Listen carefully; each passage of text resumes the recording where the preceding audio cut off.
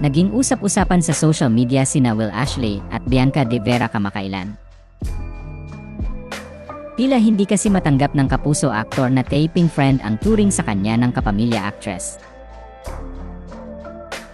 Naging housemates sina Will at Bianca sa hit kapamilya reality show na Pinoy Big Brother Celebrity Collab Edition.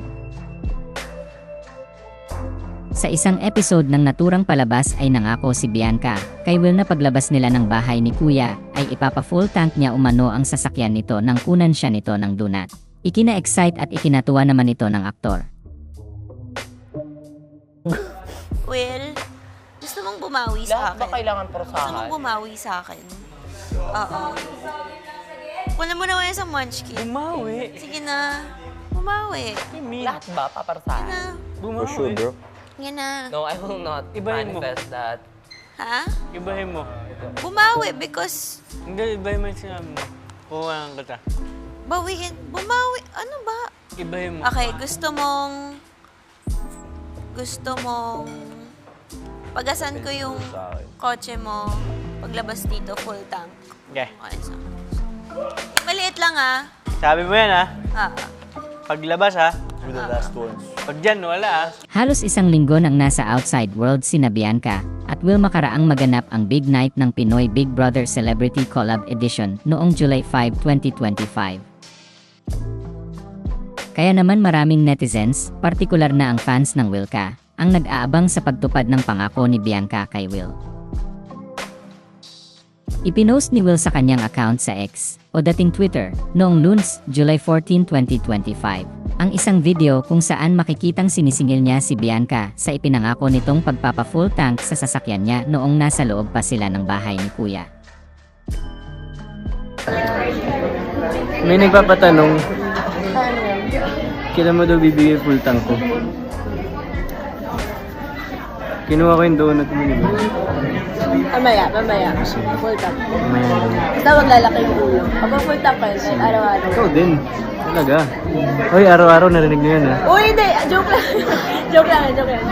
Nirepost naman ni Bianca sa kanyang account sa X ang post ni Will, ngunit hindi inaasahan ng netizens ang inilagay ng aktres sa caption ng naturang post. Sabi kasi ni Bianca sa caption ng kanyang post noong July 15, 2025, "Okay taping friend." Kaya naman nireplyan ni Will ang post ng aktres. "Anya, sabi ko na nga ba taping friend pa din. Tigil na yan." Matatanda ang nagtambal ang dalawa sa unang collab drama series ng ABS-CBN at GMA7, ang Unbreak My Heart, noong 2023.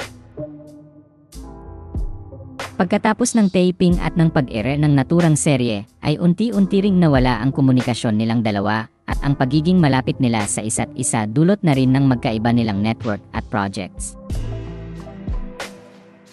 Kaya naman makalipas ang 2 taon ay nagtagpo muli ang landas nila ng kapwa sila maging housemates sa Pinoy Big Brother Celebrity Collab Edition. Kung sa bahay ni Kuya nangyari ang reunion ni Bianca at Will, doon din nabuo at nagsimula ang magandang pagtitinginan ni Bianca at Dustin Yu. Sa ginanap na Star Magic Spotlight Press Conference noong Lunes, July 14, 2025, ay natanong si Bianca De Vera sa reaksyon nitong may 2 lalaking isiniship sa kanya, sina Dustin Yu at Will Ashley. Okay, ito naman for Bianca. Okay, Biancs. Do you sometimes feel that you are getting torn between boys or different love teams? Wow. Ako, personally naman, I see both partnerships as blessings. It's really nice, and I'm very, very grateful to be given the opportunity to be able to grow with 2 different people with beautiful hearts, beautiful souls, and genuine connection. So if natutorn ako, no, but I'm very, very grateful for the both of them and the support that each fandom has given us.